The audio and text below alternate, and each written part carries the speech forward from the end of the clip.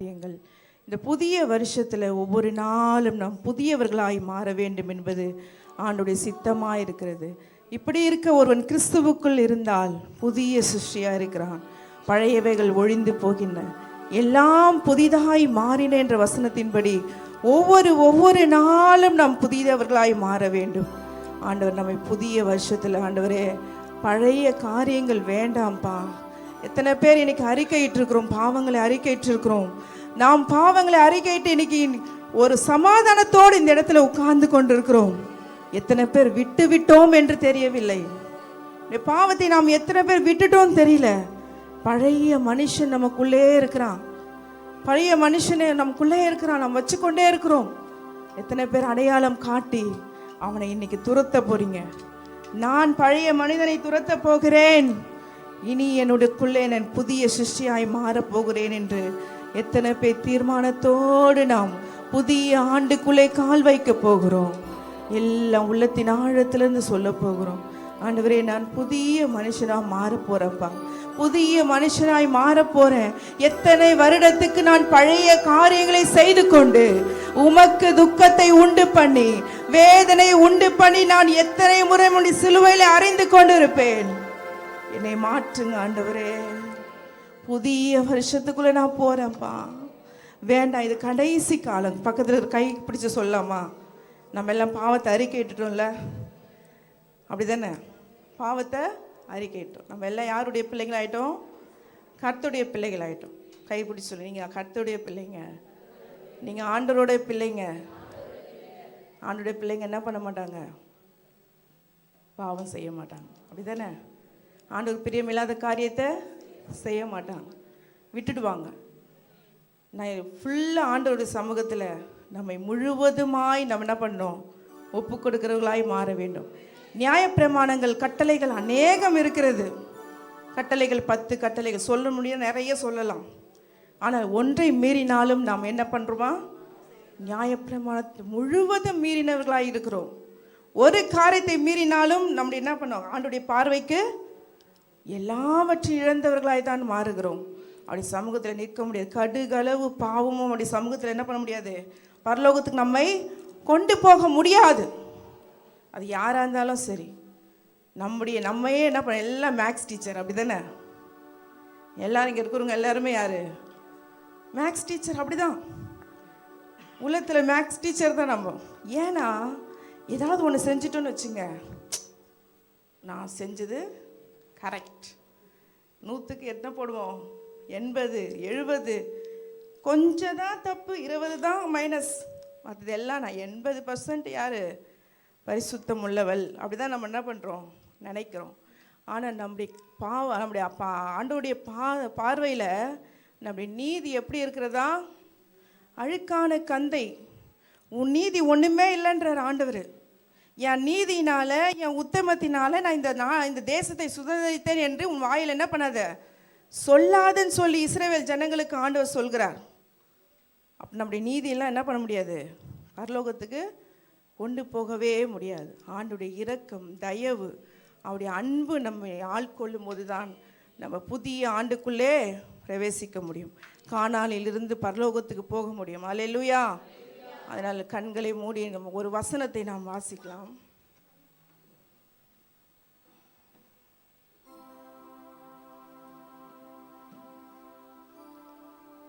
எபேசியர் 4ஆம் அதிகாரம் 22 வாசிக்கலாமா?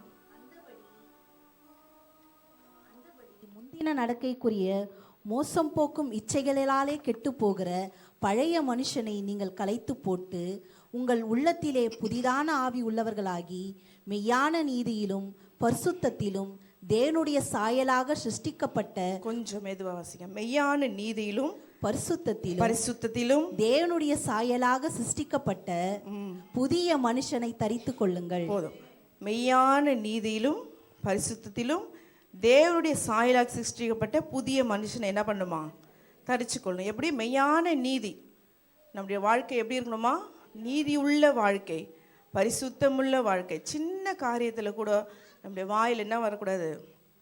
பொய் வரக்கூடாது, ஏமாற்ற காரியங்கள் வரக்கூடாது. அடுத்தவங்களை கெடுக்கணுன்ற ஒரு எண்ணங்கள் வரக்கூடாது. நம்முடைய தேவனுடைய ஆலயம், நம்மையும் என்ன பண்ணக்கூடாது, கெடுத்துடக்கூடாது. அப்போ மெய்யான நீதியில் ஆண்டவரோடு இருக்கணும். அடுத்ததுமா சாயலாக சிருஷ்டிக்கப்பட்ட புதிய மனுஷனை தரித்துக் கொள்ளுங்கள். அன்றியும் நாம் ஒருவருக்கொருவர் அவைகளாய் இருக்கிறபடியால் பொய்யை கலைத்து அவனவன் பிறருடைய மெய்யை பேச கடவன். நாம் எப்படி இருக்கிறோமா? அவயங்கள், கிறிஸ்துவனுடைய அவயங்களாக இருக்கிறோம். ஒவ்வொருவரும் ஒவ்வொரு அவயங்கள், ஒவ்வொரு உறுப்புகள். ஒரு உறுப்பு துன்பப்பட்டால் என்ன பண்ணுமா? அனைத்தும் துன்பப்படும். அப்படி தான் நம்ம சபையில் என்ன பண்ணோம், ஒரு ஐக்கியத்தோடு இருக்கணும். ஒருத்தருக்கு ஒரு வேதனை வந்துச்சுன்னா எல்லாரும் என்ன பண்ணணும், வேதனை படணும், அவர்களுக்காக உதவி செய்யணும். நம்ம ஒரு குடும்பமாக என்ன பண்ணுறோம், இருக்கிறோம். நான் எனக்கு இந்த சுண்டை விரலில் ஏதாவது அடிபட்டு அது ரத்தம் ஒழுகிட்டே இருக்குதுன்னா, இது வேணாம், இது எதுக்கு எனக்கு, இது ரத்தம் வந்துட்டே இருக்குது, இது என்ன, இது பார்க்குறவங்களா என்னை ஒரு மாதிரி பார்க்குறாங்கன்னு சொல்லி நம்ம வெட்டி போட்டுருமா? வெட்டி போட முடியுமா? முடியாது. அப்போது இந்த சபையில் நாம் தேவனுடைய சரீரத்தின் அவயங்களாக இருக்கிறோம். அப்போ நாம் ஒவ்வொரு நம்முடைய நமக்கு கொடுக்கப்பட்ட செயல்களில் ஒவ்வொருவரும் என்ன பண்ணோம், செயல்களை நாம் சீராய் செய்கிறவர்களாய் மாற வேண்டும். அடுத்தது படிமா. நீங்கள் கோபம் கொண்டாலும் பாவம் செய்யாதிருங்கள். இது ரொம்ப முக்கியம், அப்படிதானே? கோபம் கொண்டாலும் பாவம் செய்யக்கூடாது. மனுஷனாலே கோபம்தான். மனுஷன் கோபப்படலைன்னா அவனுக்கு சூடு சோரணையே இல்லை அப்படின்னு சொல்லுவாங்க. ஒன்றுமே இல்லை இதுக்கு அப்படின்னு சொல்லுவாங்க. அதுக்குன்னு கொஞ்சம் ரோசமாவது இருக்கும். ஆனாலும் நம்ம என்ன பண்ணக்கூடாது, பாவம் செய்கிறவர்களாய் மாறக்கூடாது. அநேக வார்த்தைகளினாலே பாவம் இல்லாமல் என்ன பண்ணதான் போகாது. அப்போ நம்முடைய வார்த்தைகள் பூமியில் எப்படி இருக்கணுமா, சுருக்கமாக இருக்கணும். நம்ம பேசுகிற காரியங்கள் எல்லாவற்றுக்கும் முன்பாக யோசித்து பேசுகிறவர்களாய் நாம் மாற வேண்டும். அடுத்தது, சூரியன் அஸ்தமத்திற்கு முன்னாக உங்கள் எரிச்சல் தனிய கடவது. சூரியன் என்ன பண்ணக்கூடாது, அஸ்தமிக்கு மறைகிறதுக்கு முன்பாகவே நம்முடைய என்ன பண்ணோம், கோபம் தணிந்து போகணும். கணவன் மனைவி பிள்ளைகள் இடத்துல நாம் கோபப்பட்டிருந்தா என்ன பண்ணிடணும், சூரியன் மறைகிறதுக்குள்ளவே நம்ம என்ன பண்ணிடணும், ஒன்றாக இணைந்துடணும். அப்புறம் பிசாசுக்கு இடம் கொடுங்கள். பிசாசுக்கு என்ன பண்ணக்கூடாதான், இடம் கொடுக்கவே கூடாது. கொஞ்சம் கேப் கிடச்சா என்ன பண்ணுவான், வந்து நடுவில் உட்காந்து. இங்கே பார்த்தீங்கன்னா நடுவில் ஒரு கேப். பாஸ்டர் சொல்லிகிட்டே இருக்கிறார், வந்து நிரப்புங்க நிரப்புங்க. நான் அங்கே யார் உட்காந்துங்கன்னு தெரியல. பழைய மனுஷனா இல்லாமல் புதிய மனுஷனா எல்லாம் நிரப்பிடலாமா?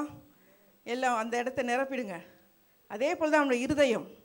நம்ம இருதயத்தில் கொஞ்சம் கேப் நம்ம கொடுத்துட்டோம்னா என்ன பண்ணுவான், பிசாசு நமக்குள்ளே என்ன பண்ணிடுவான், ஆட்டி படைக்க வந்துடுவான். அப்போ நம்மளுடைய பலவீனங்களை நாம் என்ன பண்ணக்கூடாது, பிசாசு காட்டக்கூடாது. யார் என்ன வீக்காக இருக்குது அவனுக்கு தெரியும், எதில் வீக்காக இருக்கிறன்னு தெரியும். நீ பயப்பட்டனா என்ன ஆகணும், பயந்த காரியம் உனக்கு நேரிடும். சில நேரங்களில் வியாதியை குறித்து நம்ம என்ன பண்ணுவோம், பயப்படுவோம், இன்னும் பெருசாக மாறிடும். பயப்படவே கூடாது. பிசாசுக்கு நம்ம என்ன பண்ணக்கூடாது, இடம் கொடுக்கக்கூடாது. அடுத்தது, திருடுகிறவன் இனி திருடாமல் குறைச்சல் உள்ளவனுக்கு கொடுக்கத்தக்கதாக தனக்கு உண்டாயிருக்கும்படி தன் கைகளினால் நலமான வேலை செய்து பிரயாசப்படவன். திருடன் இனி திருடாமல். நான் எங்கே போய் திருடுறேன், எந்த வீட்லையாவது போய் திருடுனா யார் காசையும் நான் எடுக்க மாட்டேன் அப்படின்னு நம்ம என்ன பண்ணுவோம், மேக்ஸ் டீச்சரில் கணக்கு போட்டுருவோம். ஆனால் எத்தனை முறை தேவனுடைய ஆலயத்தின் நேரத்தை நாம் திருடி கொண்டு இருக்கிறோம். அவர் கொடுக்க வேண்டிய காணிக்கைகளை என்ன பண்ணுறோம், திருடி. இப்போ யாரும் வாயே வரமாட்டேங்குது, திருடி கொண்டிருக்கிறோம். அப்படி தானே? நிறைய காரியங்களை நாம் என்ன பண்ணோம், ஆண்டவருக்கு பிரியம் இல்லாமல் செய்து கொடுங்க. ஆண்டவர் கொடுக்க வேண்டிய காரியத்தை நாம் எடுத்துக்கிறோம். அவருக்கு கொடுக்க வேண்டிய காரியத்தை என்ன பண்ண முடியல, பூர்ணமாய் செலுத்த முடியல. அதனால நம்மளும் ஒரு விதத்தில் ஒரு திருடர்கள் தான்.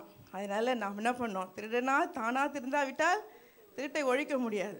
அதனால் புதிய வருஷத்தில் என்ன பண்ணுவோம், திருந்தி ஆண்டவருடைய சமூகத்தில் நாம் போவோம். அடுத்தது வாசிக்கலாம். கெட்ட வார்த்தை ஒன்றும் உங்கள் வாயிலிருந்து புறப்பட வேண்டாம். பக்தி விருத்திக்கு ஏதுவான நல்ல வார்த்தை உண்டானால் அதையே கேட்கிறவர்களுக்கு பிரயோஜனம் உண்டாகும்படி பேசுங்கள். கெட்ட வார்த்தை என்ன பண்ணக்கூடாது, வாயில் வரக்கூடாது. நமக்கெல்லாம் சரளமாக வந்துடும். கோவப்படும் போது என்ன பண்ணுவோம், ஸ்பீடாக வார்த்தை என்ன பண்ணிவிடுவோம், கொட்டிடுவோம். ஆண்டவர் துதிக்கிற வாயில் என்ன பண்ணக்கூடாது, இனி கெட்ட வார்த்தை பேசக்கூடாது. இதெல்லாம் ஏன் சொல்கிறோம் அப்படின்னா, ஒரு தீர்மானத்தோடு நம்ம என்ன பண்ண போகிறோம், புதிய வருஷத்தில் பிரவேசிக்க போகிறோம். ஆண்டவரே நம்மளுடைய செஞ்சுருப்போம். நம்ம எல்லாருமே பரிசுத்தவான்கள் அல்ல, எல்லாரும் ஒரு ஒரு விதத்தில் குறை உள்ளவர்கள். அந்த குறையை ஆண்டவருக்கு சொல்லி ஆண்டவரே புதிய வருஷத்தில் இந்த காரியத்தில் நான் வீக்காக இருக்கிறேன்ப்பா, இந்த காரியத்தில் நான் பலவீனமாக இருக்கிறேன், இந்த புதிய வருஷத்தில் என்னை மாற்றுங்கன்னு சொல்லி நம்ம என்ன பண்ண பிரவேசிக்க போகிறோம். அடுத்தது, அன்றியும் நீங்கள் மீட்கப்படும் நாளுக்கென்று முத்திரையாக பெற்ற தேவனுடைய பரிசுத்த துக்கப்படுத்தாதிருங்கள். இது ரொம்ப முக்கியமானது. நாம் மீட்கப்படும் நாளுக்கென்று முத்திரையாய் பெற்ற தேவனுடைய பரிசுத்த ஆவி என்ன பண்ணக்கூடாது, ஒவ்வொரு நாளும் துக்கப்படுத்தக்கூடாது. இது முக்கியமான காரியம். ஆண்டவர் நம்மை அபிஷேகித்திருக்கிறார், நம்ம பேர் சொல்லி அழைத்திருக்கிறார். அவருடைய பிள்ளையாய் அப்பா பிதாவே என்று கூப்பிடுகிற ஒரு புத்திர சுவிகாரத்தின் அதிகாரத்தை கொடுத்திருக்கிறாரு. அந்த காரியத்தை, அந்த அபிஷேகம் பெற்ற நாம பரிசுத்த ஆவியை ஒவ்வொரு நாள் என்ன பண்ணக்கூடாதான், துக்கப்படுத்தவே கூடாது. இந்த சூழ்நிலையில் யார் நம்மோடு கூட இருக்கிறா தெரியுமா உங்களுக்கு? இயேசுவா, பிதாவா, ஆவியானவரா? யார் இருக்கா இந்த காலத்தில்? யார் நம்மோடு கூட இருக்கிறா? ஆவியானவருடைய காலம் இது. ஆவியானவர் நம்ம என்ன பண்ணுறாரு, உள்ளத்தில் அசைவாடி கொண்டிருக்கிறார். அப்போ அந்த ஆவியானவரை நம்ம என்ன பண்ணக்கூடாது, துக்கப்படுத்தக்கூடாது. அதனால் ஆண்டவரோடு நம்ம என்ன பண்ணணும், இணைந்து வாழ வேண்டும். இந்த சபையில், எல்லா சபையிலும் சொல்கிறேன், 2 கூட்டம் இருக்குது. இது 2 கூட்டம் இருக்குது. ஒரு கூட்டம் பிரச்சனைகளை பார்த்து ஓடுகிற கூட்டம், பிரச்சனைகளை பார்த்து பின்னாடி போகிற கூட்டம்.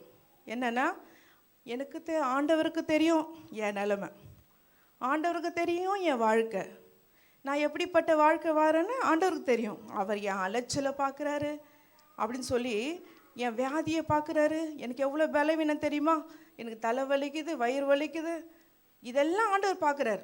சொல்லி சொல்லி என்ன பண்ணுது, இன்றைக்கி ஆலயத்துக்கு வராமல், ஆண்டவரை தேடாமல், ஜெபிக்காமல், வேதத்தை வாசிக்காமல், ஆண்டவருக்கு தெரியும் தலைவலி, அதெல்லாம் இன்றைக்கி என்ன பண்ணல, ஜெபிக்கலை, வேதத்தை வாசிக்கல, இப்படி சொல்லி பின்னாடி போகிற கூட்டம் ஒன்று இருக்குது. இன்னொரு கூட்டம் என்ன தெரியுமா, பிரச்சனை வரும்போது ஆண்டவரை தேடுகிற கூட்டம். ஐயோ எனக்கு இந்த பிரச்சனை வந்துடுச்சு, வியாதி வந்துடுச்சு, நான் இந்த வியாதியிலையும் ஆண்டவரை நான் என்ன பண்ணுவேன், ஸ்தோத்திரம் பண்ணுவேன் அப்படின்னு சொல்லி முன்னேறுகிற கூட்டம் தான் இன்றைக்கி பரலோகத்துக்கு போகிற கூட்டம். அல்லேலூயா. நீங்கள் எந்த கூட்டமாக இருக்க போகிறீங்கன்னு தீர்மானிக்க போகிறோம். பரிசுத்தத்தோடு நாம் இந்த வருடத்தில் நுழைய போகிறோம்.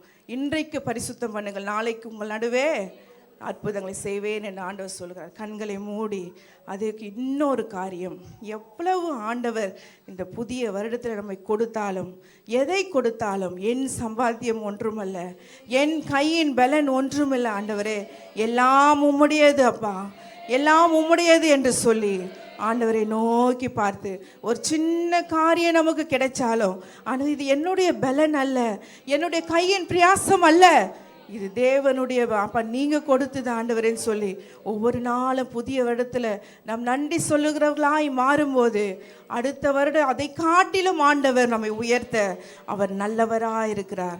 எத்தனை பேர் ஆண்டவரோடு கூட தீர்மானத்தோடு, ஒரு பரிசுத்தத்தோடு, நான் என்னெல்லாம் சொல்லி அறிக்கையிட்டனோ அதை விட்டு விட்டு ஆண்டவரோடு நான் போகிறேன் என்று ஆண்டவரோடு எத்தனை பேர் நாம் சொல்ல போகிறோம். எல்லா கண்களை மூடி ஆண்டவர் சமூகத்தில், ஆண்டவரே இந்த புதிய வருஷத்தில் நான் பிரவேசிக்க போகிறேன், பழைய மனுஷன் வேண்டாமாப்பா, பழைய காரியங்கள் வேண்டாம் ஆண்டவரே, பழைய சுவாபங்கள் வேண்டாம், ஜென்ம சுவாபங்கள் வேண்டாம் ஆண்டவரே, என் பரிசுத்தத்தோடு நம்முடைய சமூகத்தில் நான் பிரவேசிக்க போகிறேன், பரிசுத்தத்தோடு நம்முடைய சமூகத்தில் பிரவேசிக்க போகிறேன்னு சொல்லாமா? இதோ வாசற்படியிலிருந்து கதவை தட்டுகிறேன், ஒருவன் என் சத்தத்தை கேட்டு கதவை திறந்தால் அவனோடு நான் பிரவேசித்து அவனோடு போஜனம் பண்ணுவேன் என்று சொல்லியிருக்கிறீரே.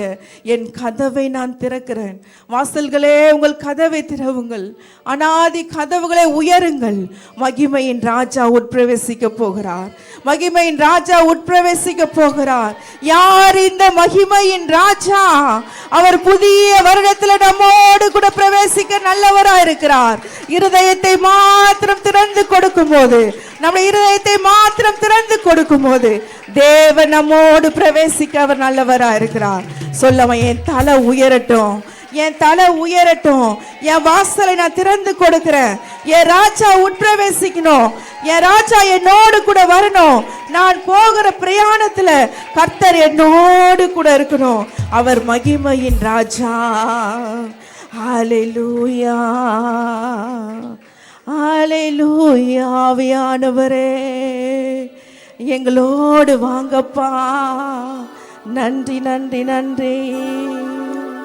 தலைகள் உயரட்டும், கதவு திறக்கட்டும், ராஜா வருகிறார், இயேசு ராஜா வருகிறார்.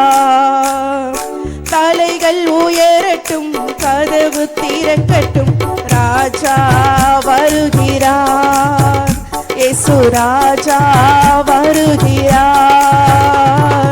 யார் இந்த ராஜா? மகிமையின் ராஜா. யார் இந்த ராஜா? சொல்லமா? மகிமையின் ராஜா, மகிமையின் ராஜா, மகிமையின் ராஜா, மகிமையின் ராஜா உன்னோடு கூட. யார் இந்த ராஜா? மகிமையின் ராஜா. யார் இந்த ராஜா? மகிமையின் ராஜா, மகிமையின் ராஜா, மகிமையின் ராஜா. வாசல்களே உயர்த்துங்கள், கதவுகளே திறந்து விடுங்கள். படைகளின் ஆண்டவர், பராக்கிரமம் நிறைந்தவர் உள்ளே நுழைய போகிறார். இந்த புதிய வருஷத்துல நம்மோடு கூட நுழைய போகிறார். அவர் நம்மோடு கூட பிரவேசிக்க போகிறார். சொல்ல ஆண்டவரை பார்த்து ஹalleluya.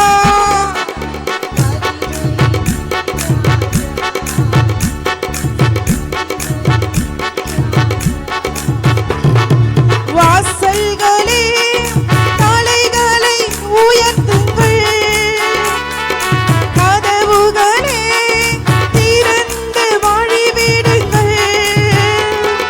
வாசல்களே தலைகளை உயர்த்துங்கள், கதவுகளே திறந்து வழிவிடுங்கள்.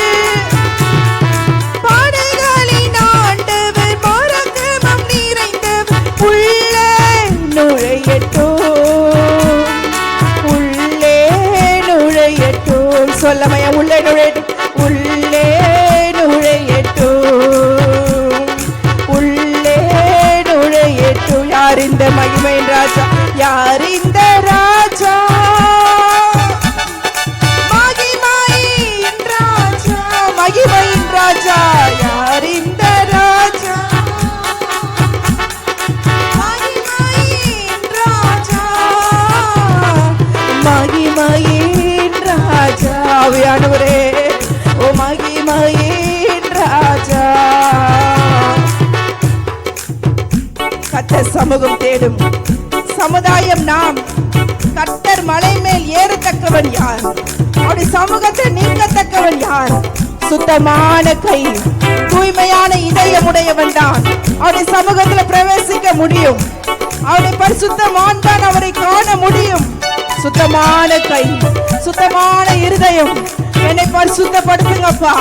நீங்க மகிமையின் ராஜா எனக்குள்ளே பிரவேசிக்க வேண்டும் என்றால் என்னை பரிசுத்தப்படுத்துங்க. என் இருதயம் பரிசுத்தமாய் மாறட்டும். நான் பரிசுத்தத்தோடு புதிய வருஷத்துல நுழைய வேண்டும் ஆண்டவரே என்று சொல்லி ஆண்டவரை நோக்கி ஹalleluya. கர்த்தர் மலை மேல் ஏறத்தக்கவன் யார்? அவர் சமூகத்தில் நிற்கத்தக்கவன் யார்? கர்த்தர் மலை மேல் ஏறத்தக்கவன் யார்? அவர் சமூகத்தில் நிற்கத்தக்கவன் யார்? சுத்தமான கைகள், தூய்மையான இதயம் உடையவன் தானே. சுத்தமான கைகள், தூய்மையான இதயம் உடையவன் தானே, உடையவன் தானே. ஆமாண்டவரே, அப்படியாய் மாற்றுங்கப்பா. ஓ glory. யார் இந்த ராஜா? எல்லா வாய்களை திறந்து யார் இந்த ராஜா? அவர் மகிமையின் ராஜா. அவர் எனக்குள்ளே வரப்போகிறார். நான் வாசலை திறக்க போகிறேன். என் கதவு திறந்து விட்டது. என் தேவன் எனக்குள்ளே பிரவேசிக்க போகிறார். அவர் என்னோடு கூட அசைவாட போகிறார். இந்த புதிய வருடத்தில் என்னை நடத்த போகிறார். அவரோடு நான் பிரயாணம் பண்ண போகிறேன். அவரோடு டிராவல் பண்ண போகிறேன். அவர் என்னை அதிசயமாய் நடத்த போகிறார். ஓரதன ஷலோம் ஓரி பலதன கோரி பலஷலக்ரமோ. ஹalleluya. மகிமையின் ராஜா, மகிமையின் ராஜா. சொல்லமா, என் தலை உயர போகிறது. என் கதவு திறக்க போகிறது. மகிமையின் ராஜா பிரவேசிக்க போகிறார். தலைகள் உயரட்டும், கதவு திறக்கட்டும். ராஜா வருகிறார். இயேசு ராஜா வருகிறார். தலைகள் உயரட்டும், கதவு திறக்கட்டும். ராஜா வருகிறார். இயேசு ராஜா வருகிறார். யார் இந்த ராஜா? மகிமையின் ராஜா. எல்லாம் சொல்லமா, வாயில திறந்து. ஹalleluya. மகிமையின் ராஜா. யார் இந்த ராஜா? மகிமையின் ராஜா. மகிமையின் ராஜா. ஆவியானவரே, ஓ மகிமையே ரயனஷலோ. மகிமையின் ராஜா, நீ மகிமையின் ராஜாவாக ஓ என் வாழ்க்கையில நீ வந்து கொண்டிருக்கிறீரே. ஓ என்னை நடத்த போகிறீரே. என்னை பரிசுத்தப்படுத்த போகிறீரே. ஓ ஆவியானவரே, மகிமையின் ராஜா, மகிமையின் ராஜா. என்னை நடத்துகிற மகிமையின் ராஜா. ஆவியானவரே, யார் இந்த ராஜா? மகிமையின் ராஜா, மகிமையின் ராஜா. ஹalleluya. அப்பா, உம்மை நன்றியோடு நாங்கள் ஆராதிக்கிறோம் ஆண்டவரே. புதிய ஆண்டில மகிமையின் ராஜா எங்களோடு கூட பிரவேசிக்க போறதுக்காய், நம்மை நடத்த போகிறதுக்காய், வாசல்கள் திறந்ததற்காய் அவர் நம்மை தலையை உயர்த்த போகிற. கரங்களை தட்டி கர்த்தரை ஸ்தோத்திரம் பண்ணலாமா?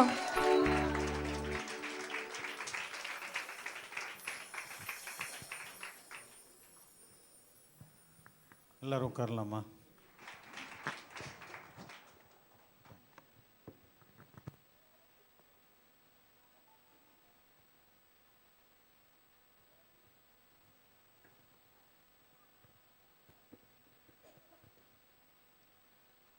கர்த்தருடைய பரிசுத்தமுள்ள நாமத்திற்கு துதியும் கனமும் மகிமையும் உண்டாவதாக.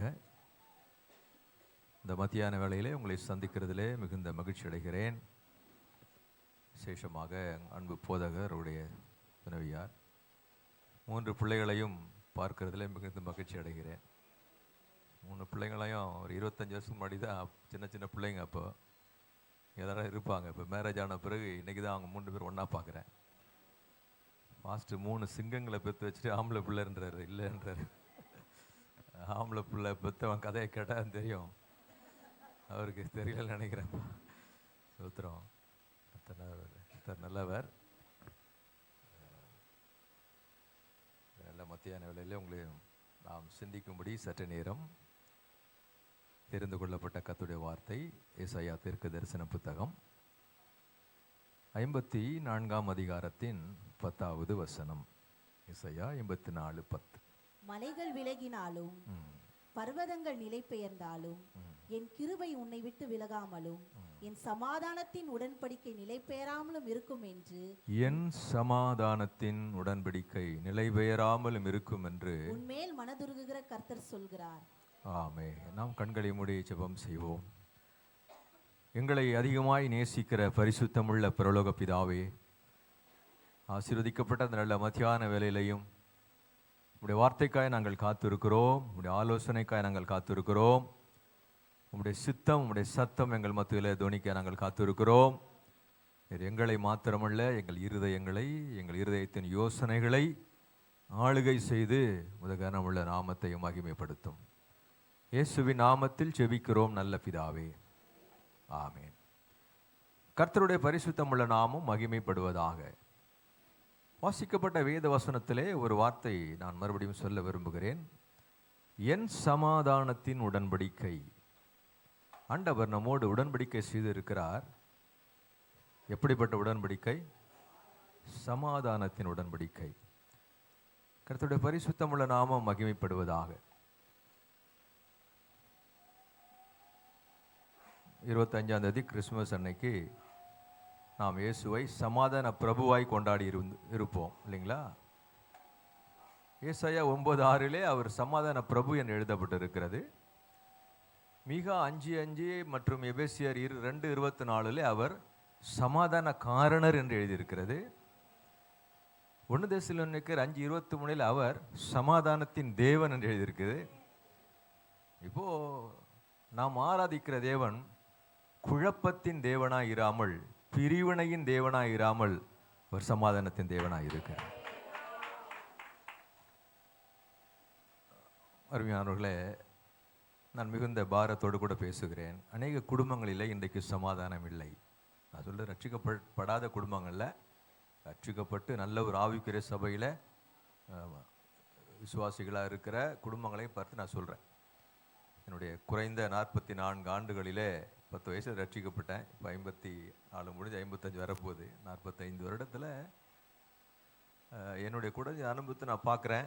அநேக குடும்பங்களிலே சமாதானம் இல்லை. கணவன் மனைவிக்குள்ளே, பெற்றோர் பிள்ளைகளுக்குள்ளே, கூட பிறந்த அண்ணன் தம்பி, அக்கா தங்கச்சி, 3 அக்கா தங்கச்சி உட்காரத்தை பார்த்து அவ்வளோ சந்தோஷமாக இருக்குது தெரியுங்களா?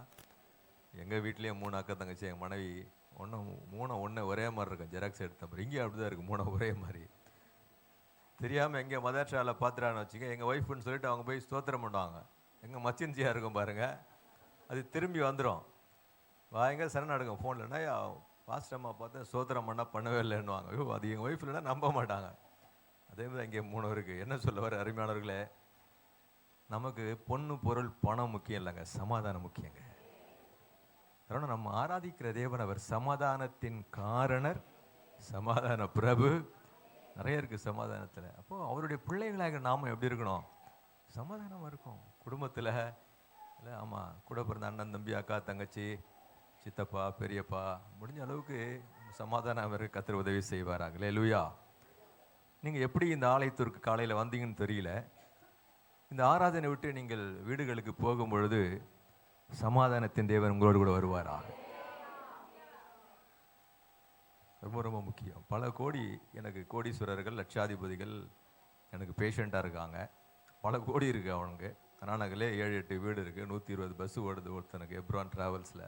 கோடி பணம்லாம் புரளுது. ஆனால் குடும்பத்தில் சமாதானம் கேட்டிங்கன்னா கேள்விக்குறி தான். அப்போது நமக்கு இன்னைக்கு ஒரு நல்ல ஒரு தீர்மானத்தோடு இருக்கணும். இந்த சமாதானத்தின் தேவன் என்னோடு, என் குடும்பத்தை சார்ந்த நபர்களோடு, எல்லாவற்றுக்கும் மேலாக என்னுடைய சபையில் இருக்கணும். விசுவாசிகள் ஒருத்தருக்கு ஒருத்தர் சின்ன சின்ன சலசலப்புகள் வரதான் செய்யும். வராது நான் சொல்ல, கண்டிப்பாக இருக்கும். வீட்டுக்கு வீடு வாசப்படி பாருங்கள். அப்போ அவைகளை நாம் சரி செய்து ஒரு புதிய ஆண்டுக்குள்ளே எடுத்து வைக்க கர்த்தர் நமக்கு உதவி செய்வாராக. இது இந்த நாட்கள் நம்மை சீர்படுத்தி பார்க்கிற நாட்களிலே நாம் இருக்கிறோம். இன்னும் ஒரு சில நாட்கள் தான் இருக்கு.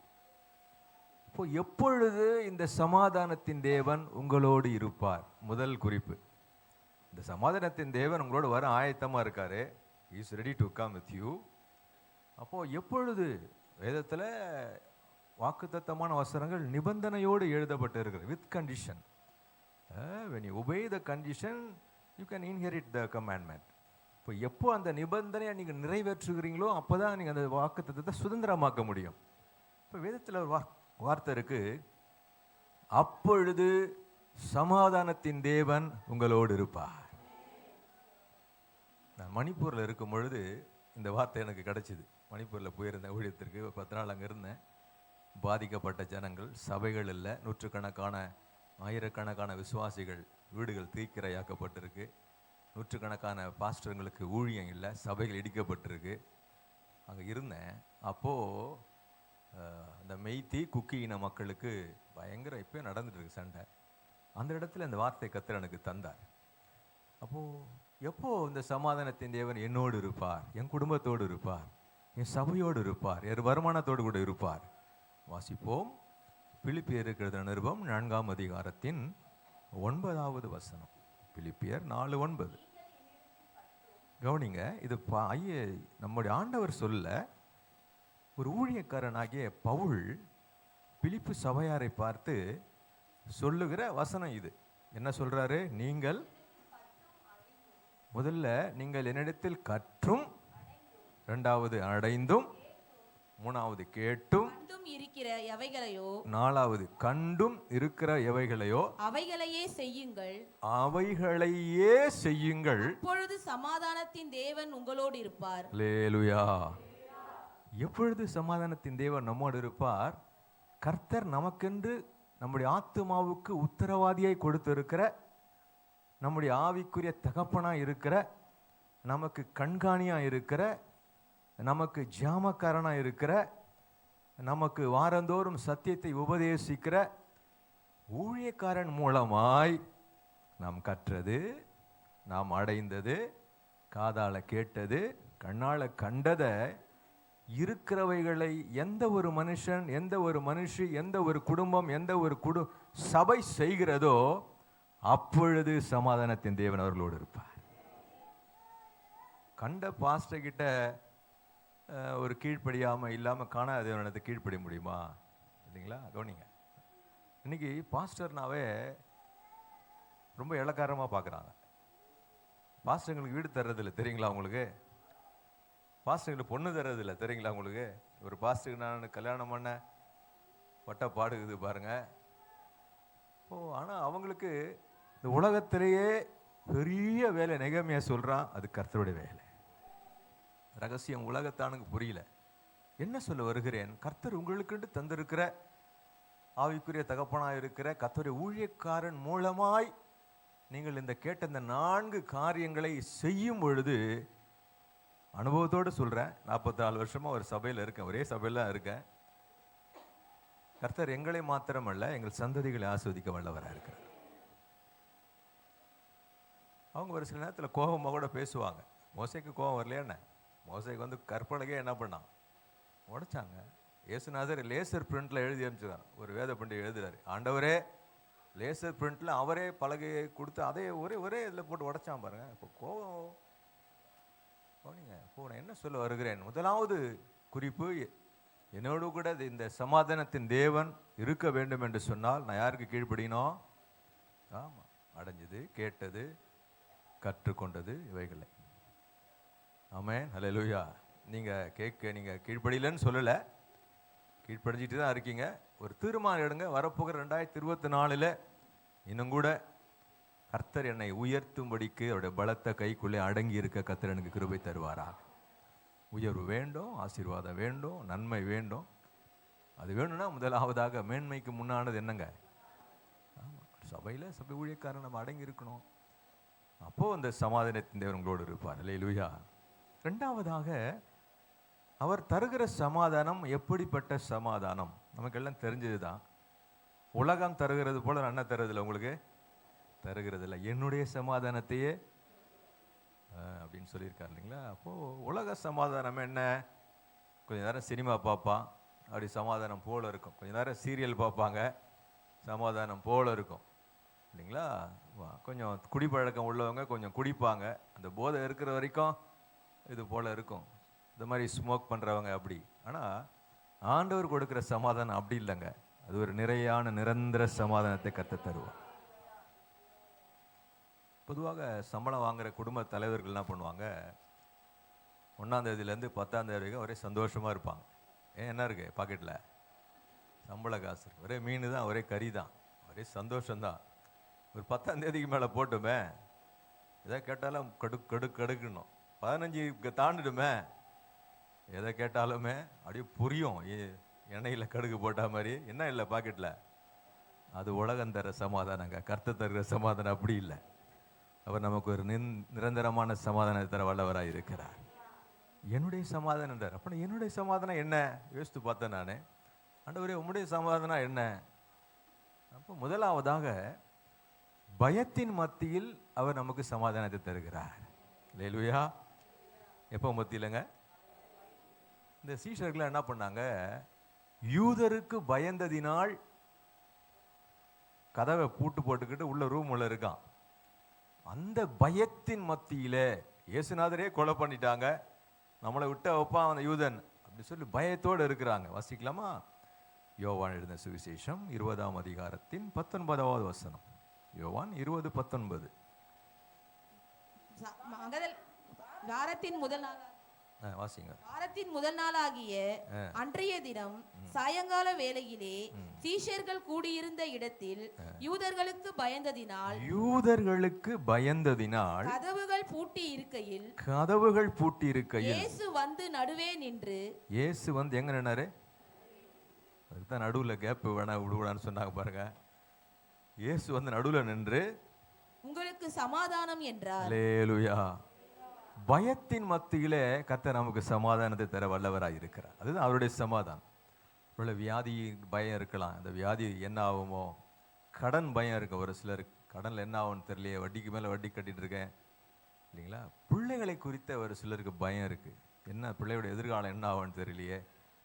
ஒரு சிலருக்கு சத்ருவை குறித்த பயம், ஐயோ எனக்கு எதாவது வச்சுட்டானோ, எவனா எலுமிச்சம்பழம் பார்த்தா தகடை பார்த்தா மைய பார்த்தாலுமே இவங்களுக்கு பயம். மிரண்டவனுக்கு இருண்டதெல்லாம் என்னவா? இதான் அந்த கதை தான் அது. அருமையானவர்களே, எந்த பயத்தோடு நீங்கள் வந்திருக்கீங்க தெரியல. உங்கள் பயத்தை நீக்குகிற இயேசுவின் சமாதானம் இன்றைக்கும் உயிரோடு கூட இருக்கிற. அல்லேலூயா. பயப்படாதே என்று சொல்லி 367 முறை பைபிளில் இருக்குது. தெரியுமா உங்களுக்கு? 365 தான் நாள் தான் வருஷத்திற்கு. ஆனால் லீப் வருடம் என்று ஒரு வருடம் வரும், அது 2 நாள் எக்ஸ்ட்ரா வரும். ஆண்டவர் பாருங்க, ஒவ்வொரு நாளும் 365 நாள் உங்களுக்கு சமாதானத்தை வல்லவராக இருக்கிறார். ஒரு வேத பண்டிதர் அழகாக எழுதியிருக்கார், 367 times peace and to you, peace and சமாதானம் எழுதியிருக்கு பைபிளில். இந்த சமாதானத்தின் தேவன் உங்களோடு வருகிறது மாத்திரமல்ல, அவருடைய சமாதானத்தை உங்களுக்கு தராரு. அது எப்படிப்பட்ட சமாதானம்? பயத்தின் மத்தியில். ஆமாம், நல்லா அழகாக ப்ரேயர் நடத்துனாங்க. சமாதானத்தை குறித்து பயத்தை குறித்து என்ன நான் எழுதி வச்சிருக்க எல்லா பாயிண்ட்டும் அவங்க அதிலே ப்ரேயரில் சொல்லிட்டாங்க பாருங்களேன். கர்த்தர் நல்லவர். ரெண்டாவதாக, பாவத்தின் மத்தியில் அவருடைய சமாதானம் நமக்கு ஒரு வாழ்க்கையை விடுதலை தரும். ஆமென். ஆமாம், ஒரு அம்மாவை பார்த்து ஆண்டவர் சொன்னார், ஸ்திரீயே உன் பாவங்கள் உனக்கு மன்னிக்கப்பட்டது. எப்படி போ? அப்போ என்ன? இயேசு கிறிஸ்துவின் ரத்தம் இன்றைக்கும் நம்மை கழுவி சுத்திகரித்து நமக்கு பரிசுத்தமாக்க உதவி செய்ய வல்லதாக இருக்கிறது. அழகாக ப்ரேயரில் சொன்னாங்க, யாருமே பரிசுத்தவான் கிடையாது, எல்லாரும் பாவம் செய்து தேவ மகிமை இழந்து போனோம் நாம. ஆகவே தான் பூமியில் இருக்கோம் இல்லைங்களா. நம்ம கொஞ்சம் பழுத்த பழமாக இருந்தால் இங்கே இருக்க மாட்டோம், நம்ம அங்கே இருப்போம் மேலே. கர்த்தர் நம்மளை சீர்படுத்தி கொண்டு இருக்கார். முதலாவதாக பாவத்தின் மத்தியிலே கர்த்தருடைய சமாதானம். ரெண்டாவதாக பாவங்களின் முதல்ல பயத்தின் மத்தியில் அவருடைய சமாதானம். ரெண்டாவதாக பாவத்தின் மத்தியில். வாசிப்போம் லூக்கா எழுதின சுவிசேஷம் 7ஆம் அதிகாரத்தின் 48 மற்றும் 50வது வசனம். லூக்கா 7:48-50. அவளை நோக்கி பாவங்கள் மன்னிக்கப்பட்டது என்றார். அவர் ஸ்திரீயை நோக்கி, உன் விசுவாசம் உன்னை ரட்சித்தது, சமாதானத்துடே போ என்றார். அல்லேலூயா. பாவம் மன்னிக்கப்பட்டது, உன் விசுவாசம் உன்னை எப்படி போ? ஒருவேளை இந்த மத்தியான வேளையில், இந்த காலை வேளையில் நீங்கள் இந்த ஆலயத்திற்கு பாவத்தோடு வந்திருக்கலாம், அக்கிரமத்தோடு வந்திருக்கலாம், மீறுதல்களோடு வந்திருக்கலாம், கரைப்பட்டு வந்திருக்கலாம், குற்றம் சாட்டப்பட்டு வந்திருக்கலாம். கர்த்தர் ஆவியானவங்களோடு கூட சொல்லுகிறார், இயேசுவின் ரத்தம் உங்களை கழுவி சுத்திகரித்து அவருடைய சமாதானத்தோடு பரிசுத்தவானாக, பரிசுத்தவாட்டியாக, நீதிமானாக, நீதிமாட்டியாக, பாக்கியவானாக, பாக்கியவதியாக இந்த இடத்தை விட்டு நீங்கள் போகும்படி கர்த்தர் ஆவியானவர் உங்களுக்கு உதவி செய்வாராக. அவருடைய சமாதானம் பயத்தின் மத்தியிலே, இரண்டாவது பாவத்தின் மத்தியிலே, மூணாவது பதற்றத்தின் மத்தியிலே அவர் நமக்கு சமாதானத்தை தருகிறார். சீஷர்கள் பதற்றப்படுறான். என்னன்னா, கடல் போட்டில் போயிட்டு இருக்கான் பாருங்களேன். அவன் அது வரைக்கும் பார்க்காத ஒரு காற்று வீசுது. அது எப்படிப்பட்ட காற்று? படகு கவிழத்தக்கதாய் காற்று. அவன் பிறந்து வளர்ந்ததே அந்த பீச்சில் அந்த கடல் பக்கம் ஓரம்தான். அவன் தொழிலே அதுதான். இருந்தாலும் அது வரைக்கும் பார்க்காத ஒரு காற்றை அவன் பார்க்குறான். அவன் கன்ஃபார்ம் பண்ணிட்டான், கண்டிப்பாக படகு கவிழ்தான் போகுது, என்ன நடக்க போகுதுன்னு தெரியலன்னு பதற்றத்தில் இருக்கான். ஆனால் வேதம் சொல்லுது, இயேசுவோ நித்திரையாக இருந்தார். உங்கள் வாழ்க்கை என்னும் படகுல நிச்சயமாக அலைகள் வரத்தான் செய்யும், காற்று வீசத்தான் செய்யும். இதோடு என் வாழ்க்கை முடிஞ்சிடுச்சு அப்படின்னு நினைக்கக்கூடிய சந்தர்ப்பம் வரதான் செய்யும். மனுஷன் எப்பவுமே ஃபுல் ஸ்டாப் தான் வைப்பான். அந்த ஃபுல் ஸ்டாப்பை கமாவாய் மாற்றி தொடர செய்கிற ஆண்டவர் இன்றைக்கும் உயிரோடு கூட இருக்கிறார். அதற்கு உங்கள் பாஸ்டர் அம்மா ஒரு சாட்சி நான் நினைக்கிறேன். அல்லேலூயா. ஆமாம், அது பெரிய சாட்சி. கர்த்தருடைய பரிசுத்தமுள்ள நாமம் மகிமைப்படுவதாக. பதற்றத்தில் இருக்கிறான். இயேசு எழுந்து நின்று ஒரே வார்த்தை தான் சொன்னான், இறையாதே. வாசிப்போம். மத்தேயு எழுதின சுவிசேஷம் 8ஆம் அதிகாரம் 24 மற்றும் 26. அப்பொழுது படகு அலைகளினால் மூடப்படத்தக்கதாய் கடலில் பெருங்காற்று உண்டாயிற்று. சாதாரண காற்றுல எப்படிப்பட்ட காற்று? பெருங்காற்று உண்டாயிற்று. அவரோ நித்திரையாயிருந்தார். அவர் நித்திரையா இருப்பார். நான் இஸ்ரவேலர் காக்கிறவர், உறங்குவதும் இல்லை. நித்திரை இருக்கிறது போல இருக்கும். நம்ம கூட சொல்லல, ஆண்டவரே ஒரு நேரம் ஜெபம் பண்ணனே கேட்க மாட்டியான்றீங்களே, கேட்டுன்னு தான் இருப்பார் எல்லாமே. அவருக்கு மறைவானது ஒன்றுமே சகலமும் அவருக்கு முன்பாக வெளியரங்கமாகவும் நிர்வாணமாக இருக்கிறது. கர்த்தர் 7 கண்களும் பூமி எங்கும் உலாவி கொண்டு இருக்கிறது. நித்திரையா இருந்தார்னு சொல்லி அவர் டிரான்ஸ்லேட் பண்ணியிருக்காங்க. அடுத்து வாசிங்க. அப்பொழுது அவருடைய சீஷர்கள் வந்து அவரை எழுப்பி, ஆண்டவரே எங்களை ரட்சியும் மரித்து போகிறோம் என்றார்கள். அதற்கு அவர், அற்ப விசுவாசிகளே, ஏன் பயப்படுகிறீர்கள் என்று சொல்லி எழுந்து காற்றையும் கடலையும் அதட்டினார். உடனே மிகுந்த அமைதல் உண்டாயிற்று. அல்லேலூயா. அதுதான் அவருடைய சமாதானம். முதலாவது பாவத்தின் மத்தியிலே அவருடைய சமாதானம், ரெண்டாவது பயத்தின் மத்தியில் அவருடைய, மூணாவது பதற்றத்தின் மத்தியிலே. பதற்றத்தோடு இருக்கீங்களா அருமையானவர்களே? உங்கள் பதற்றத்தை நீக்குகிற சமாதான பிரபு இன்றைக்கு உயிரோடு கூட இருக்கிறார். அல்லேலூயா. டென்ஷன் ஆகாதீங்க. ஆமாம், விசுவாசிக்கிறவன். நல்ல அருமையான வார்த்தை பாருங்களேன். நமக்கு பேர் என்னதாங்க? விசுவாசியா விஷ ஊசியா? விசுவாசியா? கருவாடு எடுத்துன்னு போகிறான் ஒருத்தன், அவன் பேர் கண்ணதாசன். எப்படி கூப்பிடுவீங்க? என்னங்க நீங்கள், அவன் பேர் கண்ணதாசங்க, என்னங்க அநியாயமாக இருக்கு, என்னங்க? சரி, கத்திரிக்காய் எடுத்துன்னு போகிறா, அவள் பேர் சுமதி, எப்படி கூப்பிடுவீங்க? ஏங்க அவள் பேர் சுமதி, உங்களுக்கு தெரியாங்க, லோக்கல் தான் அவன், ஏன் கத்திரிக்காய்னு கூப்பிட்றீங்க? அவள் கூடையில் என்ன இருக்குங்க? மீனில் இருந்தால் மீன் அவன். அப்போது அவங்க பேர் என்னதாங்க? விசுவாசி. இது அப்படி தானே? தேவராஜ்ய சபை விசுவாசி, பாஸ்டர் வில்சன் ஐயாவோட சபையோட. அப்போ விசுவாசிக்கிறவன் பதறான். உண்மையாக விசுவாசியாக இருப்பீங்கன்னா உங்களுக்கு பதற்றம் வராது. காரணம், பதற்றத்தின் மத்தியிலே நமக்கு சமாதானத்தை தருகிற ஒருவர் உங்கள் வாழ்க்கை என்னும் படகிலே இருக்கிறார். வேற எங்கேயுமே இல்லை, படகுல தான் இருக்கார் அவர், வேற எங்கேயுமே இல்லை. அங்கே தான் இருக்கார், கீழ்த்தட்டில் இருக்கார், அவ்வளோதான். இவனுங்க மேலே இருக்கானோ கீழே இருக்கார், அவ்வளோதான். அப்போது முதலாவது நான் சொன்னேன் உங்களுக்கு, சமாதானத்தின் தேவன் நம்மோடு கூட இருப்பார். ரெண்டாவதாக அவருடைய சமாதானத்தையே நமக்கு தரார். 3 மட்டும் நான் உங்களுக்கு அடையாளம் காட்டினேன். கர்த்தருடைய பரிசுத்தம் உள்ள நாமம் மகிமைப்படுவதாக. அல்லேலூயா. அடுத்தது, அவர் கொடுக்கிற சமாதானம் எப்படி இருக்கும்? What is the measure of his peace அப்படின்னா, அளவு என்ன?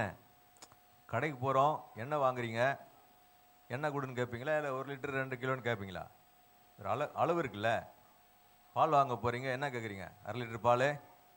அப்போ அதுபோல் அருமையானவர்களே, நம்முடைய ஆண்டவர் தருகிற அவருடைய சமாதானத்தின் அளவு என்ன? அப்போ அப்படி நான் யோசித்து பார்த்தேன். ஏதோ ஒரு ஜனவரி மாதம் சமாதானம் கொடுத்துட்டு பிப்ரவரி மாதம் மறக்கிறவர் இல்லை, மார்ச் மாதம் சமாதானம் கொடுத்துட்டு ஏப்ரல் மாதம் மறக்கிற தேவன் இல்லை. இந்த தேவன் என்றைக்கும் உள்ள சதா காலங்கள் நம்முடைய தேவன் மரண பரியந்தம் அவர் நடத்துவார். அப்போது அந்த மரண பரியந்தம் நடத்துகிற தேவனுடைய சமாதானம் எப்படிப்பட்ட, அதோட மெஷர் எவ்வளவு அப்படின்னு பார்த்தீங்கன்னா 2 இடத்துல அது இருக்குது. ஏசாயா 66:12 இருக்குது, ஏசாயா 48:18 இருக்குது. ஏதாவது ஒரு வசனத்தை வாசிப்போம். கர்த்தருடைய சமாதானம் எவ்வளவு பெரியது. என் கற்பனைகளை கவனித்தாயானால் நலமாயிருக்கும். நலமாயிருக்கும். அப்பொழுது உன் சமாதானம் நதியைப் போலும். அப்பொழுது உன் சமாதானம் எப்படி இருக்குமா? நதியை போலவும். அல்லேலூயா. உத்தரகாண்ட் என்கிறதான மாநிலத்திற்கு கர்த்தருடைய ஊழியத்திற்கு சென்றிருந்தேன். அங்கதான் கங்கை நதி உருவாகி வருது. அங்கே இருக்கிற பாஸ்டர் எங்களை அப்படியே கூப்பிட்டு போய் ஊழியத்துக்காக அப்படி கூப்பிட்டு போனார். ராஜன் தாமஸ் என்கிறதான ஒரு அசம்பிளி ஆஃப் காட் பாஸ்டர் அங்கே இருக்காங்க. பாஸ்டர் இது என்ன இப்போ இவ்வளோ பேர் நதியாக இருக்க, என்ன பாஸ்டர்னு கேட்டேன். இதுதான் கங்கை நதின்னு சொன்னார். பாஸ்டர் இது எத்தனை கிலோமீட்டர் ட்ராவல் பண்ணுறதுன்னு கேட்டேன். பல ஆயிரக்கணக்கான கிலோமீட்டர் இது ட்ராவல் பண்ணுது அப்படின்னாரு. எத்தனை லட்சக்கணக்கான ஹெக்டேர் நிலங்களுக்கு தண்ணீர் தருதுன்னு கேட்டேன். பல லட்சங்கள் விளைநிலங்கள் இதன் மூலமாய் பயன் பெறுகிறதுன்னு சொன்னார். அப்போ நான் கிட்ட போய் அதை தொடாதீங்க, ஆனால் அவ்வளோ ஸ்பீடாக போகுது அந்த தண்ணி, பயங்கர ஸ்பீடு, சில்லுன்னு ஐஸ் வாட்டர் மாதிரி இருக்கு. நான் கேட்டேன், பாஸ்டர் இதில் ஏதாவது யாராவது எழுந்திருக்காங்களா அப்படின்னு கேட்டேன். அவர் சொன்னார், இல்லை, எத்தனையோ பஸ்ஸு விழுந்திருக்கு, எத்தனையோ லாரி விழுந்திருக்கு, எத்தனையோ கார் விழுந்திருக்கு, ஒருத்தர் கூட இது வரைக்கும் அதை எடுத்ததில்லை அப்படின்னாரு. ஏன்னா 24 hours 365 நாளுமே ஸ்பீடாக போயிட்டே இருக்க கங்கை நதி. இப்போ ஆண்டவர் அதுலேருந்து ஒரு சத்தியத்தை எனக்கு சொன்னார் பாருங்களேன். ஒரு எழுத்தின் பிரகாரமான ஒரு உலக பிரகாரமான நதி அது 365 நாள் ஓடி 24 மணி நேரம் ஓடி பல ஆயிரம் கிலோமீட்டர் டிராவல் செஞ்சு பல லட்சக்கணக்கான ஜனங்களுக்கு நன்மை ஆசீர்வாதத்தை தரும் என்று சொன்னால், கர்த்தர் தருகிற சமாதானத்தின் நதி அது நதியை போல இருக்குமா? இந்த நதி வற்றவே வற்றாது. இந்த நதி பாயிர இடத்துல பொன் விளையுங்க. பொன் என்பது விசுவாசத்தை குறிக்கிறது. அல்லேலூயா. கர்த்தர் உங்களுக்கு வைத்திருக்கிற நதியை போன்ற ஒரு சமாதானத்தை உங்கள் குடும்பங்களில் கர்த்தர் தருவாராக. கவனிங்களேன், ஒரு 50-40 குடும்பம் சேர்ந்து தான் என்னதுங்க சபை, அப்படி தானே? ஒரு சபைனா எத்தனை பாஸ்டர் இருக்குன்னா எங்களுக்கு 50 விசுவாசி இருக்காங்க, 60 விசுவாசி இருக்காங்க. அப்போ குடும்பம் சமாதானம் வந்தால் சபை எப்படி இருக்கும்? புரியுதுங்களா நான் சொல்கிறது? இப்போ நீங்கள் ப்ராக்டிஸ் பண்ண வேண்டிய இடம் குடும்பத்தில் நீங்கள் ப்ராக்டிஸ் பண்ணணும். ஒருத்தருக்கு ஒருத்தர் விட்டு கொடுத்து, ஒருத்தருக்கு ஒருத்தர் அரவணைச்சு, ஒருத்தருக்கு உதவி செஞ்சு குடும்பம் சமாதானமாக இருந்ததுன்னா அப்படியே அந்த குடும்பம் அப்படியே சபையில் ஆராதிக்கும் பொழுது பரலோகத்தை எங்கேயுமே பார்க்க தேவையில்லைங்க, நீ சபையிலே பார்க்கலாம். அப்போ அருமையானவர்களே, ஆண்டவர் கொடுக்கிறதான இந்த நதியை போன்ற சமாதானத்தினால் கர்த்தர் நம்மை மாத்திரமல்ல நம்முடைய சந்ததிகளையும் கர்த்தர் நிரப்புவாராக. ஆமென். இது மாத்திரமல்ல, இந்த சமாதானத்தின் அளவு இன்னொரு வசனத்தில் வேற மாதிரி இருக்கு. என்ன இருக்குன்னா 54:13 இருக்கு பாருங்களேன். 54 ஏசாயா 54:13. உன் பிள்ளைகள் எல்லாரும் யாரால போதிக்கப்பட்டிருப்பாங்க? கர்த்தரால் போதிக்கப்பட்டிருப்பார்கள். உன் பிள்ளைகளுடைய சமாதானம் பெருசா இருக்கு. Hallelujah. Greater and greater. Amen. நான் ஆவியில் உணர்கிறேன், அநேகர் பிள்ளைகள் நிமித்தம் வேதனையில் இருக்கிறத நான் பார்க்குறேன். பல சபைகளில் தான் நான் பார்க்குறேன். இவ்வளோ நாளாச்சு என் பிள்ளைக்கு ஒரு நல்ல வாழ்க்கை கிடைக்கலையே, இவ்வளோ வருஷம் ஆச்சு திருமணமாக என் பிள்ளைக்கு ஒரு கர்ப்பத்தின் கனி கிடைக்கலையே, இவ்வளோ நல்லா படிக்குது என் பிள்ளை, ஆனால் எக்ஸாமில் தேவையான மார்க்குக்கு அந்த பிள்ளை கிடைக்கிறது இல்லையே, என் மகன் கஷ்டப்படுறான் எவ்வளோ, ஆனால் சம்பாதிக்கிற பணம்லாம் பொத்தலான பையில் போதே. அப்படி எத்தனையோ பெற்றோர் தன்னுடைய பிள்ளைகளுக்காக கண்ணீர் வடிக்கிறதை, என் பிள்ளைக்கு இருக்கிறதான சரீரத்திற்கான பலவீனத்தினால வீட்டில் இருக்கிற குடும்ப சமாதானம்லாம் கெட்டு போதே அப்படின்னு சொல்லி அநேகர் பெற்றோர் கண்ணீரோடு இருக்கிறார். ஆனால் கர்த்தர் வசனம் சொல்லுகிறது, உன் பிள்ளையுடைய சமாதானம் பெரிதாக இருக்கும். கர்த்தர் அநேக பெற்றோரோடு கூட பேசுகிறார். சூழ்நிலையை பார்க்காதீங்க, உங்களை சுத்திகரிக்கும் கர்த்தரை பாருங்க. உங்களோடு பேசுகிற கர்த்தரை வார்த்தையை விசுவாசிங்க. விசுவாசிக்கிறவனுக்கு எல்லாம் கூடும். அருமையானவர்களே, விசுவாசத்தினால் நீதிமான்.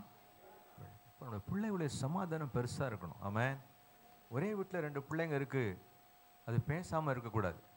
வீட்டில் ஒரே வீட்டில் இருக்குது, ஒரு தாய் சமைக்கிற சாப்பாடை தான் சாப்பிடுது, 2 என்ன செய்யறதில்ல. பல மாதங்களாக பல வருடங்களாக இந்த சபையில் இல்லாமல் இருக்க மாட்டான்னு நினைக்கிறேன். ஒரு செயலை பார்க்கணுமா கஷ்டமாக இருக்குது. ஒரே பிள்ளைகள் தான், எப்படி அது பேசாமல் இருக்கான்னு தெரியல. அந்த பிள்ளைகள் அப்போது அப்படி இராதபடிக்கு கர்த்தர் நமக்கு ஒரு நல்ல ஒரு சமாதானத்தை தருவாராக. அல்லேலூயா. அருமையானவர்களே, நான் ஒரு இந்து குடும்பத்திலேருந்து ரட்சிக்கப்பட்டேன். எங்கள் அப்பா பேர் ஏழுமலை, எங்கள் அம்மா பேர் சாந்தி. ஆதியில் கிறிஸ்தவனில், ஜாதியிலும் கிறிஸ்தவனில். ஆதியில் இயேசுநாதர் எங்களை தேடி வந்தார். அப்போது ரொம்ப அடித்தட்டு, ரொம்ப கஷ்டப்பட்டு, சாப்பாடு கூட கஷ்டப்பட்டிருக்கேன்.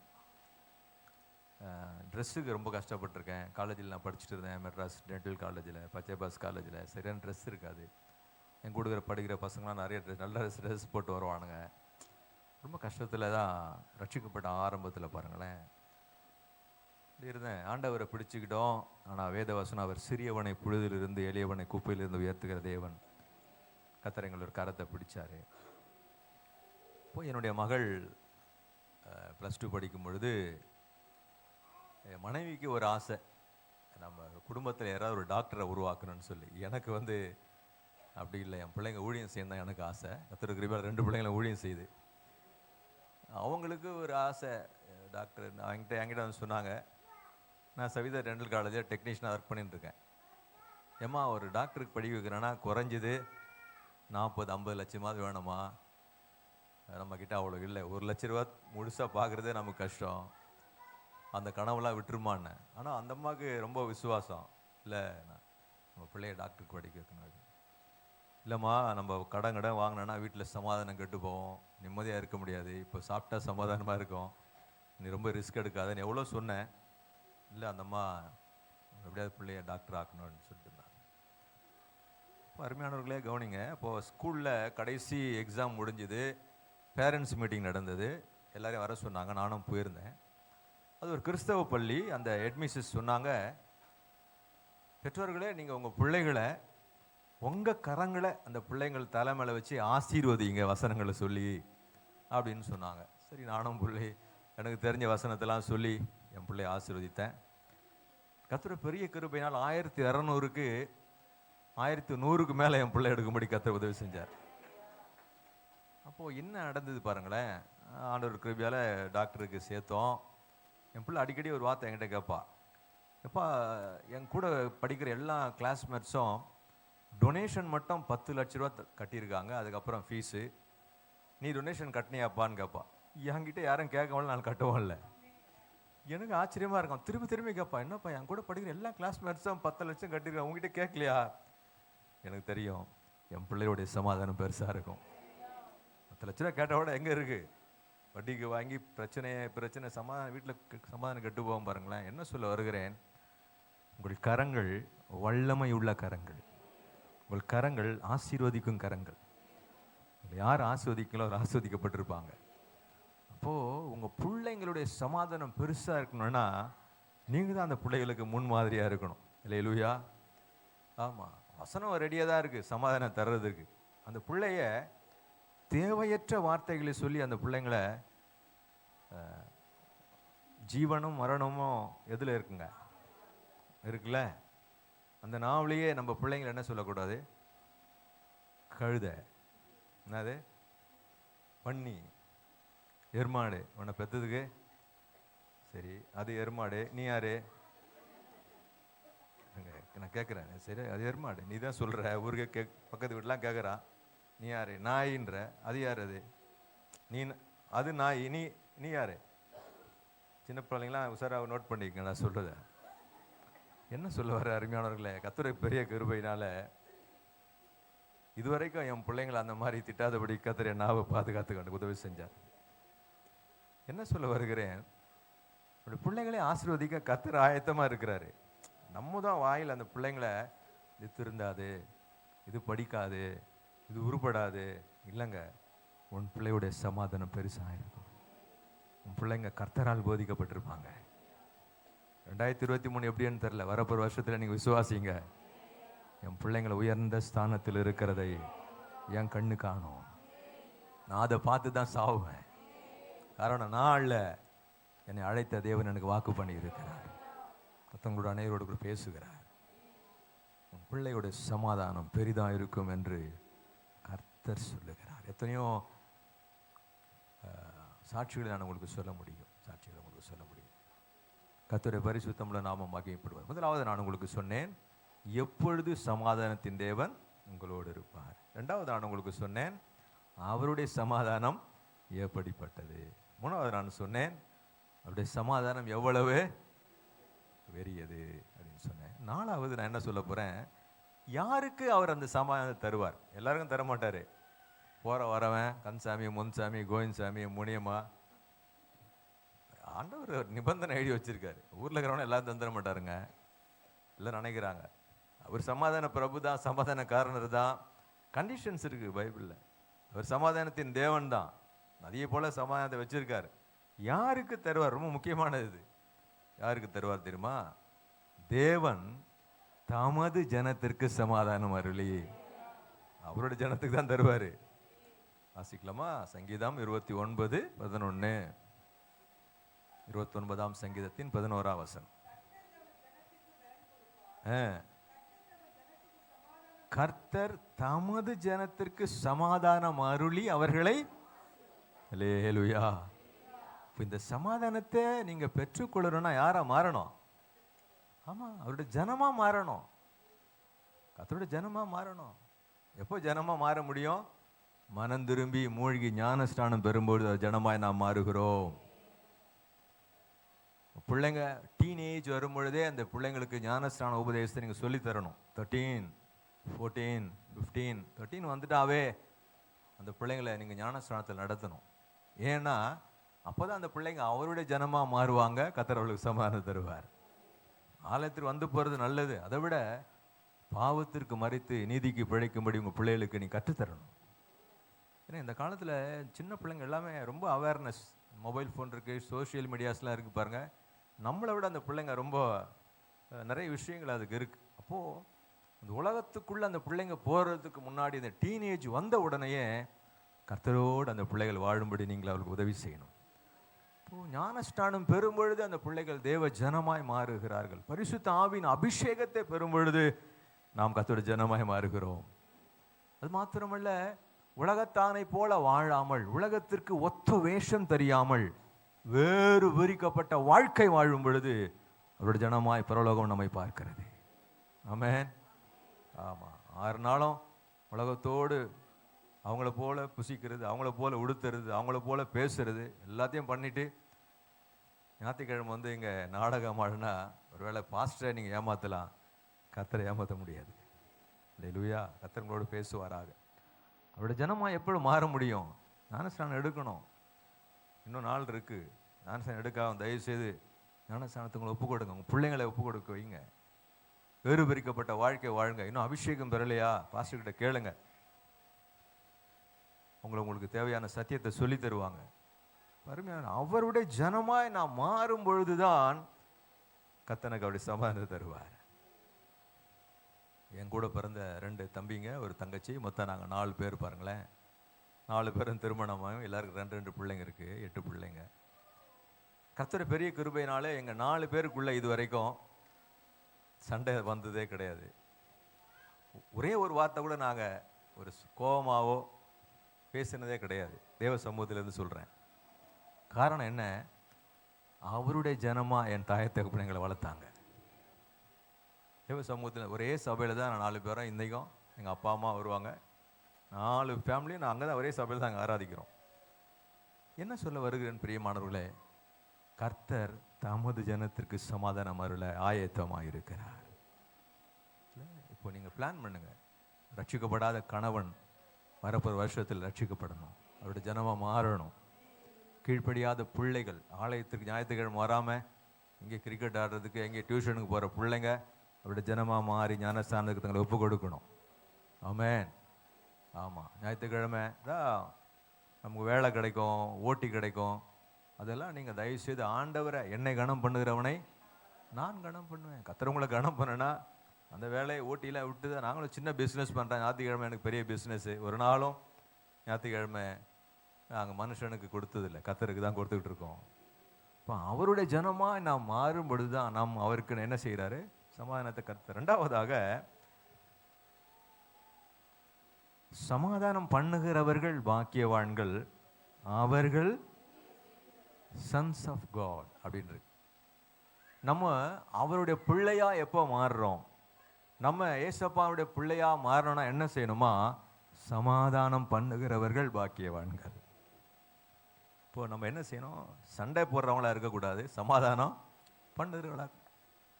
ஏற்கனவே தீ எரிஞ்சிக்கிட்டு இருக்கு, அதை இன்னும் கொஞ்சம் எண்ணெயை ஊற்றி குளிர் காயக்கூடாது.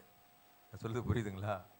ஏற்கனவே 2 பேர் பிரச்சனையில் இருக்காங்க, பல மாதங்களாக பேசாமல் இருக்காங்க, பல வருடங்களாக பிரிவினையில் இருக்காங்க. இடம் பிரச்சனை, சொத்து பிரச்சனை, கல்யாணத்தில் ஏதோ கொடுக்க வாங்கல் பிரச்சனை, உங்களுக்கு நல்லா தெரியும்.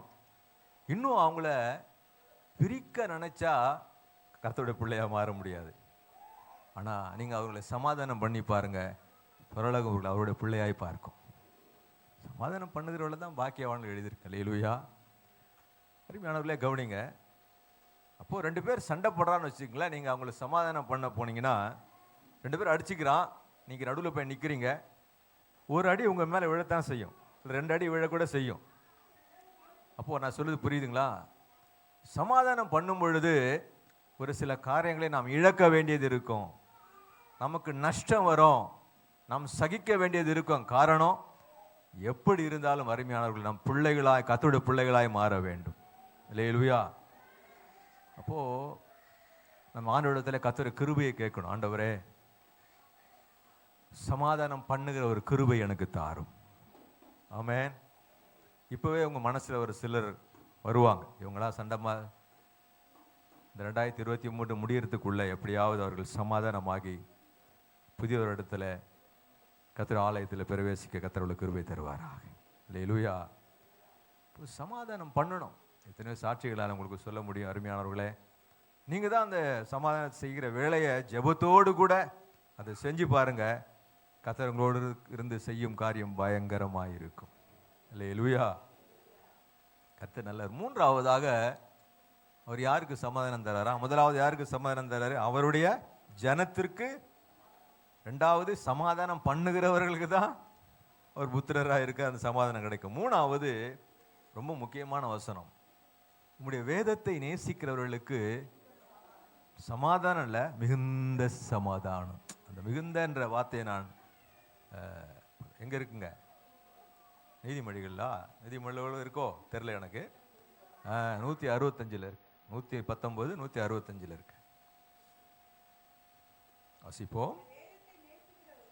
உமது வேதத்தை நேசிக்கிறவர்களுக்கு, ஆமாம், மொபைல் ஃபோனை நேசிக்கிறவங்களுக்கு இல்லை, யூடியூப்பில் பார்த்து எப்படி சாம்பார் வைக்கலாம், எப்படி ரசம் வைக்கலாம், அவங்களுக்கு இல்லை, வைங்க. அதை விட எதை நேசிக்கணுமா? கர்த்தருடைய இந்த வேதம் நமக்கு ஈஸியாக கிடச்சிடுச்சுங்க. இதுக்காக எத்தனை பேர் ரத்தம் செஞ்சுருக்காங்க தெரியுமா? எத்தனை பேர் ரத்த சாட்சியாக மறிச்சிருக்காங்க தெரியுமா? இந்த கிருபையாய் கர்த்தர் நமக்கு எழுதி தந்த அந்த வேதத்தை வாசிக்கிறது இல்லை, நேசிக்கக்கூடிய கிருபை கர்த்தர் தருவாராக. என்ன இருக்கு? வாசிக்கணும் இருக்கா, நேசிக்கணும் இருக்கா? நேசிக்கிறவர்கள் நேசிக்கணும். நேசிக்கிறதுனா ஒருத்தன் ஒரு பெண்ணை நேசிக்கிறான்னா அவன் 24 hour என்ன எங்கே தான் இருக்கும் அவனுக்கு? அந்த நேசம் அங்கே தான் இருக்கும் இல்லை? எப்போ பார்ப்போம், எப்போ பேசுவோம், அதுதான் நேசம். வேதத்துக்கு 4 விதமான ஒன்று வேதத்தை நேசிக்கணும், 2வது வாசிக்கணும், 3வது தியானிக்கணும், 4வது கை கொள்ளணும். அல்லேலூயா. அருமையானவர்களே, ஒரு தீர்மானம் எடுங்க. ஆண்டவரே, இந்த 2023 எப்படி போச்சுன்னு தெரில, வரப்போகிற வருஷத்தில் இப்படி வேதத்தை நான் நேசிக்க எனக்கு கிருபை தாரும். First M.K. சாம்சுந்தரன் ஒரு ஐயா இருந்தாங்க, ஒரு நல்ல ஒரு பரிசுத்தவான். ஆயிரக்கணக்கான செய்திகளை அவங்க தந்திருக்கிறாங்க, லட்சக்கணக்கான ஊழியர்களை அவங்க உருவாக்கி இருக்கிறாங்க.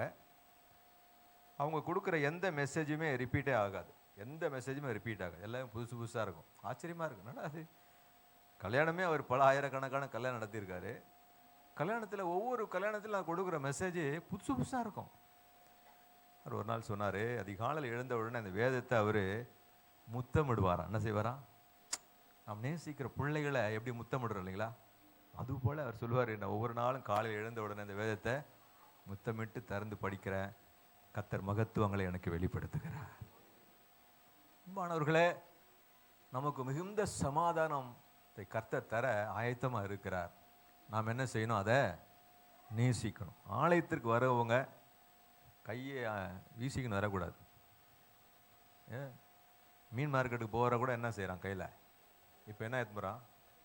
இப்போ கவரில் இல்லை, காய்கறி வாங்க போகும்போது என்ன எடுத்து போகிறீங்க? இப்போ ஆலயத்துக்கு வரும்போது எல்லாம் வேதத்தை கொண்டு வரீங்களா? கவனிங்க. படிக்க தெரியுதோ படிக்க தெரியலையோ, வயதானவங்க கூட இருக்கலாம், தயவுசெய்து வேதத்தை கொண்டு வாங்க. கர்த்தர் உங்களுக்கு சமாதானத்தை வல்லவராக இருப்பார். படிக்க தெரியாதவங்க எடுத்து கூட்டி படிங்க.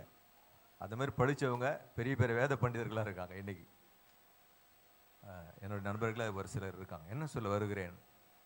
மொபைல் ஃபோனுக்கு கொடுக்குற நேரத்தை, டிவிக்கு கொடுக்குற நேரத்தை, நண்பர்களோடு கொடுக்குற நேரத்தை விட வரப்போகிற வருஷத்தில் வேதத்திற்கு அதிகமாக நேரத்தை கொடுக்க கர்த்தர் நமக்கு உதவி செய்வாரா? காரணம், மிகுந்த சமாதானத்திற்கு இந்த கர்த்தர் உங்களை அழைத்து இருக்கிறார். கர்த்தர் உங்களை வாக்கு பண்ணி இருக்கிறார். அல்லேலூயா. பரிசுத்தம் உள்ள நாமம். 4 காரியத்தை சொன்னோம் இல்லைங்களா? முதலாவதாக, எப்பொழுது தேவன் சமாதான தேவன் உங்களோடு இருப்பார். 2வதாக, அவருடைய சமாதானம் எப்படிப்பட்டது. 3வதாக, எவ்வளவு பெரிய சமாதானத்தை அவரு. 4வது, யாருக்கு அந்த சமாதானத்தை. 5வதாக நான் ஒன்று சொல்லி கடந்து போக முடிக்க விரும்புகிறேன். இந்த சமாதானத்தின் தேவன் என்ன செய்தார், என்ன செய்து கொண்டிருக்கிறார் என்பதை ஒரே ஒரு வசனம் தான். 1 தெசலோனிக்கேயர் 5ஆம் அதிகாரத்தின் 23வது வசனம். 1 தெசலோனிக்கேயர் 5:23. சமாதானத்தின் தேவன் தாமே, இதுதான் ரொம்ப முக்கியம், உங்களை முற்றிலும், அந்த முற்றிலும் என்கிற வார்த்தை ஆங்கிலத்தில் ஹோல் அப்படின்னு இருக்கு, WHOLE, முற்றிலும் பரிசுத்தமாக்குறார். அறகுறையா நம்மளை ஆண்டவர் பரிசுத்தமாக்குறது இல்லை அந்த சமாதானத்தின் தேவன். இந்த பிள்ளைங்க இருக்கு பாருங்களேன், குளிச்சுட்டு வரோம் வெளியில, குளிச்சுட்டியா? குளிச்சுட்டேன். ஆனால் பார்த்தா என்ன இருக்கும் காதில் மூக்கிலலாம் இல்லை. பெரியவங்க கூட, நான் கூட எங்கள் வீட்டம்மா திட்டினேன், எனக்கு குளிச்சுட்டு வந்தேன், போய் மறுபடியும் திட்டோம்.